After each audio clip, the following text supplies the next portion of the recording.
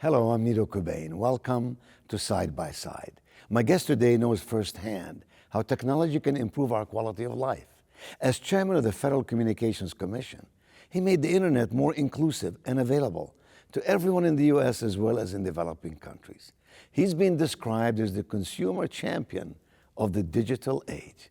Today we'll talk about the digital world that we live in and other subjects too with Ambassador William Kennard. Funding for Side by Side with Nito Cobain is made possible by... Here's to those that rise and shine, to friendly faces doing more than their part, and to those who still enjoy the little things. You make it feel like home. Ashley Home Store. This is home. The Bud Group is a company of everyday leaders making a difference by providing facility solutions through customized janitorial, landscape, and maintenance services.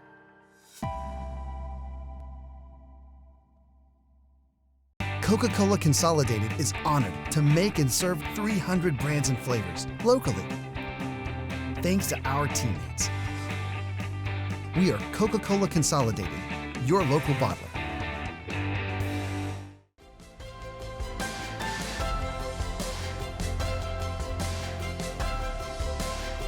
Ambassador Bill Kennard, welcome to Side by Side.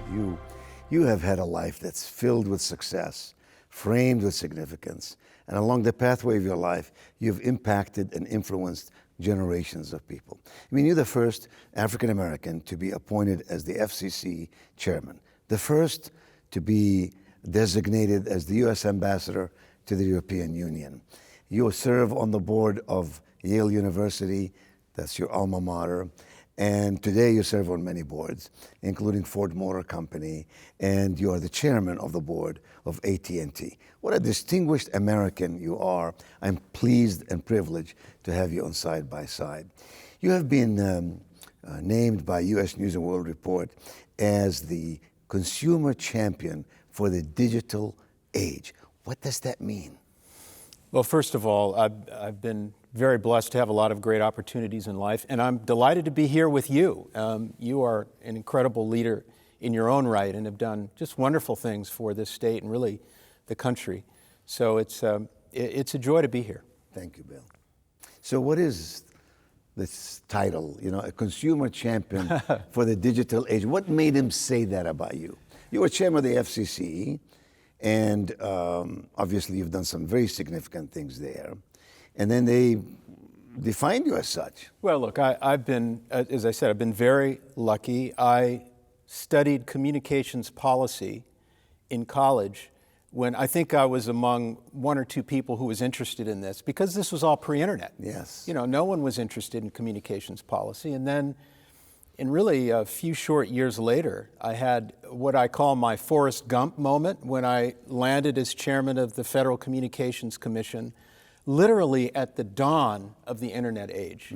The internet was just happening, wireless phones that have been clearly the most important technological revolution of our lifetime. So I find myself in this job. I was appointed by President Clinton, first African American chairman of that agency, and I believed that it was my obligation to make sure that these wonderful technologies would serve everyone. And so I devoted my tenure, my chairmanship, to bridging the digital divide, bringing that technology to the broadest number of people. And not only rural Americans, people living on Native American reservations, inner city kids, people with disabilities, because it's really the challenge of our time to make sure that this technology touches everyone and empowers everyone. And it doesn't happen on its own. You have to work it. You have to partnership, government, business to make sure it works. We'll come back to technology, but I've heard you tell the story on the very first day, showing up on the job at the FCC, and this wonderful, vibrant receptionist trying to do her job wondered about you.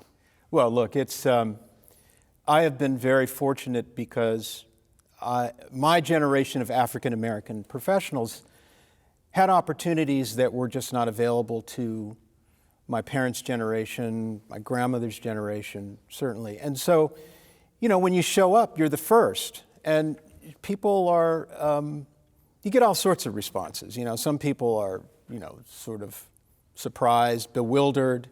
My first day on the job as general counsel of the FCC, I showed up early, 8 o'clock, had a brand new tie, new briefcase. I wanted to set the tone, so I got there early, right? So I walk into the reception office, my new office. I introduce myself, and the receptionist, who would become my receptionist that day, looked at me in total shock, and she said, well, why are you here? And I said, well, I'm the new general counsel. And her jaw drops, and she says, you're the general counsel? And I said, well, yes. What did you expect? And she said, well, I guess I expected someone who would be taller than you. So, this phenomenon So she was clever then. Well, she was. Yes. And I wish I had later. The mistake I made in life, frankly, is once I got to know her, I didn't come back to her and ask her about that day. Yeah. Because I think you it would didn't fire her either. Oh, Bill. no. You kept her. No. And encouraged her. But it would have been a learning moment for both of us. Yes. But this phenomena has happened to me and others of my generation because we're the first, right? And it's happened so many times. I have a name for it. I call it black surprise. When you show up, yes, and people don't expect you. And of course, the challenge of being first is to make sure you're not the last, yes, right? And to open the yes. door for others. And so when folks like me show up for important jobs, then it's not remarkable anymore. Yes. That's our challenge. That's a wonderful challenge, and we should all pay attention to it. Of course. You went to law school at Yale. Your wife, Deborah, of course, also is an attorney. She also went to Yale. And then you were appointed first African American to be appointed as the U.S. ambassador to the European Union. Yeah, that was a really interesting job. I didn't think I'd go back to government after having served the first time at the FCC, but I got to know then Senator Obama and got involved in his campaign and really loved what he wanted to do for the country and the world. And so when he asked me to serve, it's kind of hard to say no. And it was a wonderful experience. Living abroad with my family was really a great privilege. What does a U.S. ambassador to the EU does? Well, the European Union collectively, it's 28 nations, primarily Western and Central Europe. It's our most important ally on the planet. Collectively, it's the largest economy. We have more economic activity with the countries of the EU than any other country. It dwarfs what we do with China. So there's a lot of economic issues that we work on. There are a lot of geopolitical issues that we work on with Europe. When you think about it, anytime there's a major disaster on the planet, whether it's an earthquake in Haiti or nuclear issues with North Korea or Iran, everyone looks to see what is the U.S. and European response going to be. So when you're ambassador to the European Union, you're at the center of trying to catalyze that partnership in ways that promote American interests. Mm-hmm.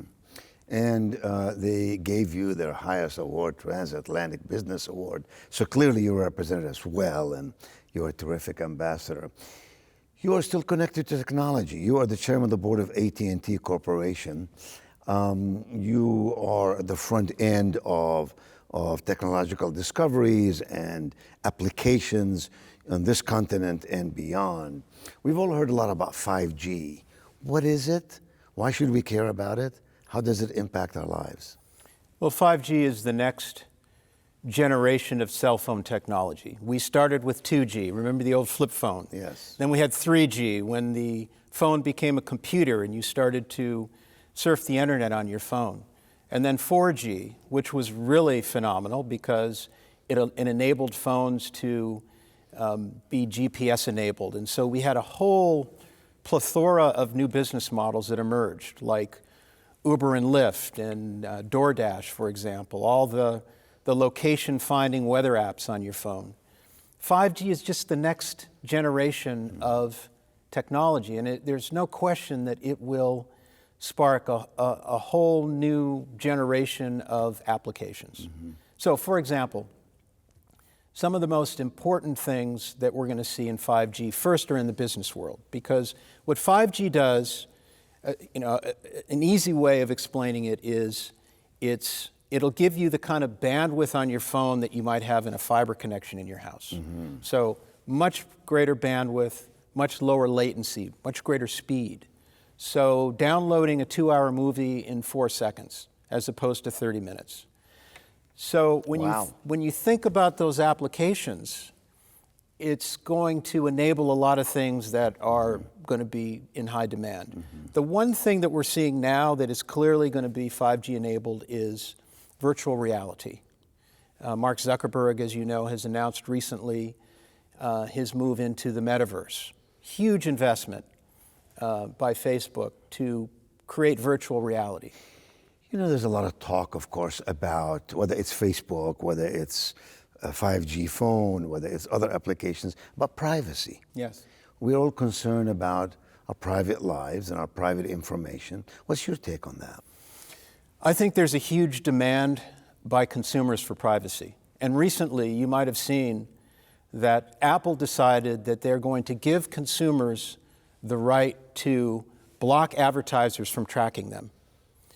And a majority of their users want this feature. People don't want to be monetized. They don't want their data to be used to market goods and services. So much so that Apple makes this announcement, a majority of their consumers decide that they want this feature to block advertisers, and Facebook's market cap in one day dropped $237 billion, the largest drop in market cap in the history of any company. So you can see consumers want to protect their privacy, and the technology industry collectively is going to have to figure out a way to give consumers this choice. But that's a huge loss of revenue that goes against their strategic direction, right, from growing the business. I mean, if they don't sell that information, they don't share it, it will preclude them from making more money. So there is a demotivation process that these companies must go through. Where am I wrong? They'll find another way to, the business model will change. But this notion that you click on a website to look at a pair of shoes, and for the next 2 weeks, you know, every time you open a device, a shoe advertisement pops up. People do not want that in their lives. And businesses are going to have to adapt, and they will. And when you look at something like Facebook, sometimes it's confusing. You're reading the stuff, and if you forget to see the word sponsored, then you assume it's news or assume it's real communication when it's really an advertisement. You serve on a number of boards. You're chairman of AT&T. That's got to be a very big task, huge responsibility, mammoth size of a company. But here's what I admire so much about you. We have a number of friends in common, you and I find out through the grapevine that you actually resign as director of another major corporation in this country. And then I ask you privately, why did you do that? I mean, I don't know people who resign from a major corporation. Your answer was, I just want to allocate my time properly to the boards I'm on. It was too much, and I'm not going to overdo it, and I'm not going to cheat anybody when I serve as a director. That's a remarkable trait, Bill, that I wish more of us would have, that kind of integrity about our relationships. You're on the board of an insurance company. You're on the board of an automotive company. You're on the board of a communication company. You're on the board of an educational institution, among other nonprofits and so on that you serve. That must be very interesting. It is interesting. I've enjoyed board service because it gives you a vantage point to see how businesses are adapting to changing economies. So, you know, and my boards, I've been fortunate. I have a great window into communications and transportation and financial services. You know, it's just interesting to me. And it brings you information, wisdom, and knowledge. You also have you're also involved in another business. I mean, you're helping fund innovative businesses and improving their lives. Talk to me about that.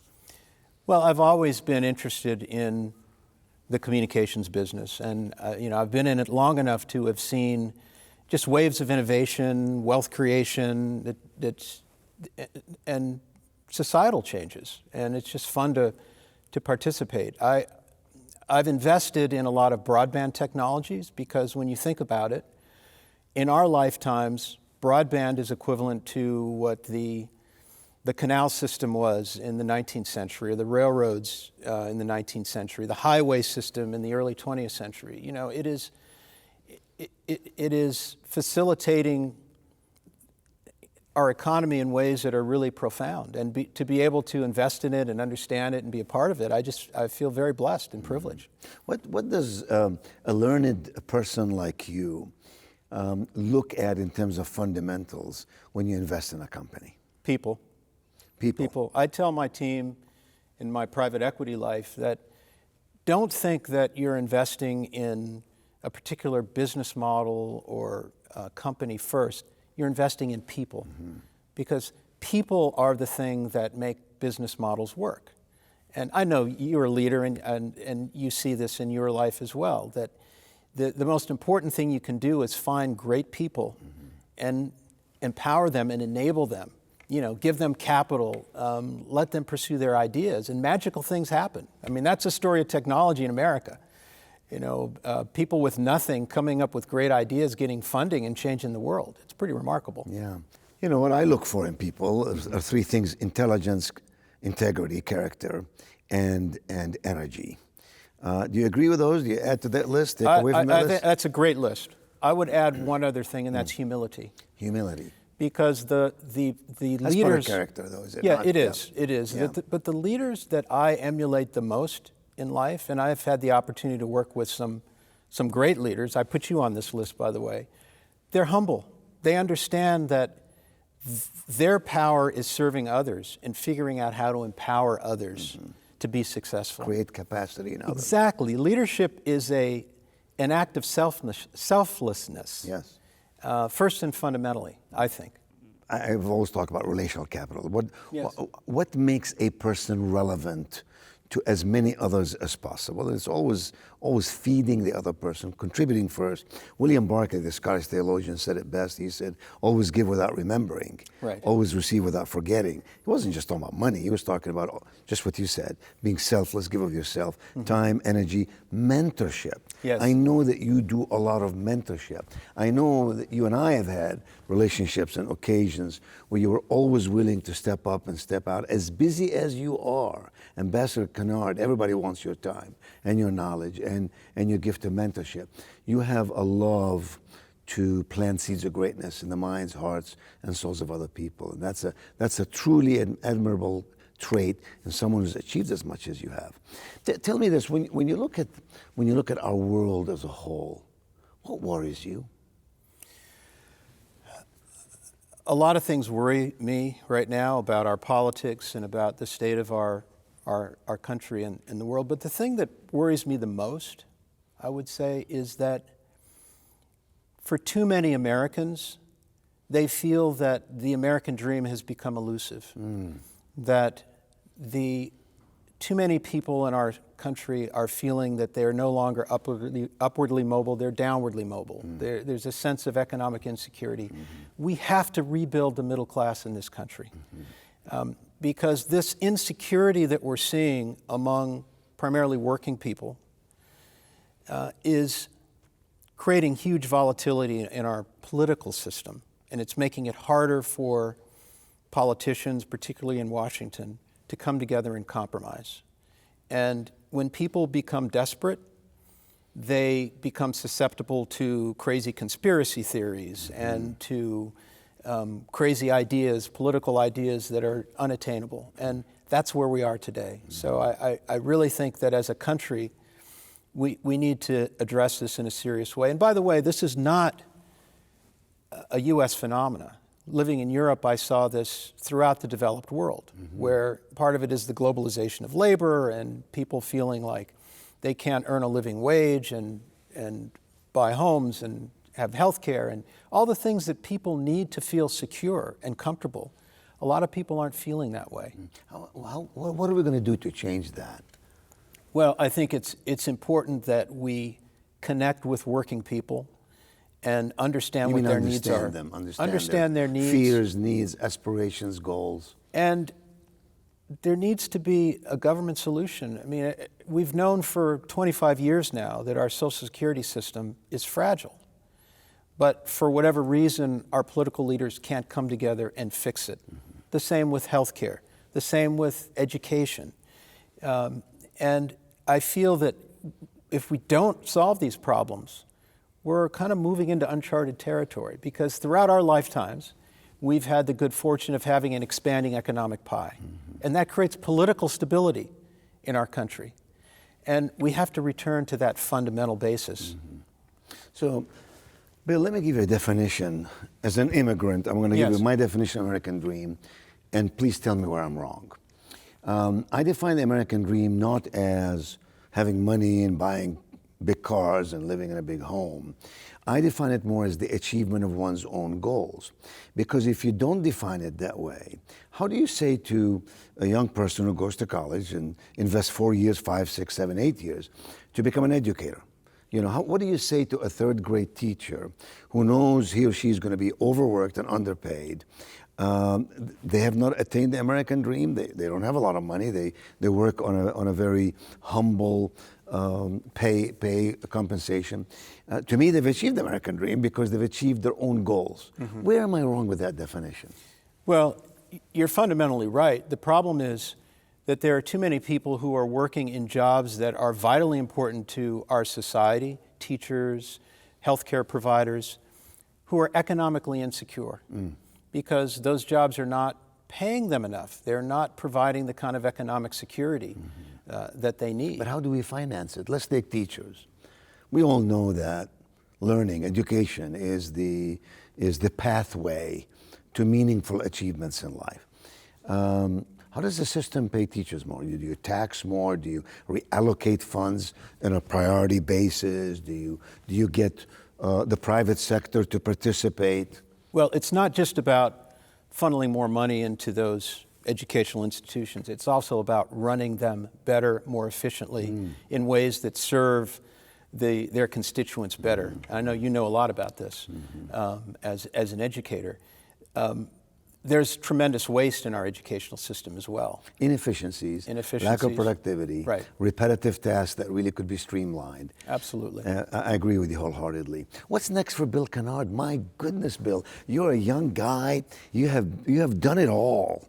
And you are so much in demand on so many platforms, on merit and by design, because you bring relevance and value to everything that you do. Certainly in the years I've known you, I've learned to respect you and find you to be a comrade of the highest level of support and cooperation, collaboration, for which I thank you very much. What's next for Bill Kennard? At this stage in my career, I really am getting more satisfaction out of helping younger people achieve their dreams. So a number of my investment activities revolve around helping people who are younger, who are hungry, who are trying to make that first big success in life with either a private equity firm or a company. Or a scholarship. I know that you invest in scholarships, especially for students of color who may not have other support systems. Yeah, look, I've been very lucky. I had some really important mentors, and I think back at critical times in my career when I got help from people, and it wasn't a lot. It was a conversation or a helping hand, or somebody made a call for me or opened a door for me. And I feel like I'm in a position to do that now for other people, and it gives me great satisfaction to do that. It's called fulfillment. Absolutely. That's where joy comes from. Yes. Knowing that you are making a difference that makes the world a better place. Bill, you've been in government, public sector. You're engaged in private sector to a great extent. And what is the difference between the two? One is very bureaucratic, my assumption. One is much more streamlined by definition that they must perform, there are shareholders involved. You work for the shareholders of a public company. In your mind, what's the difference? They're not that different. I find that the leadership issues that we talked about are universal. So the leadership qualities that you need in both are not that different. humility, focus, discipline. Communication skills, etc. Exactly right. I think what's different is in many of the big companies I work with, sometimes they feel like government. They're so bureaucratic. You have layers of bureaucracy. Oftentimes, what's needed in both is the ability to cut through the essence of the problem, cut to what's important. Mm-hmm. That's what I learned in the private equity business. Private equity investors are really smart in that in our business, you don't own businesses that long. So you have to be very focused and understand what are the key levers that will make a difference. And be results-oriented. And have a great sense of urgency and results-oriented. Yeah. Bill, I can talk to you all day. You are a great source of information, knowledge, and wisdom. Thank you. They say, artificial intelligence is the name of the game. It's really, there's no such thing as artificial wisdom. And so when I meet a guy like you, I learned so much. Thank you for being with me on Side by Side. Great pleasure. And blessings to you in all that you do. Thank you. Funding for Side by Side with Nito Cobain is made possible by... Here's to those that rise and shine, to friendly faces doing more than their part, and to those who still enjoy the little things. You make it feel like home. Ashley Home Store. This is home. The Bud Group is a company of everyday leaders making a difference by providing facility solutions through customized janitorial, landscape, and maintenance services.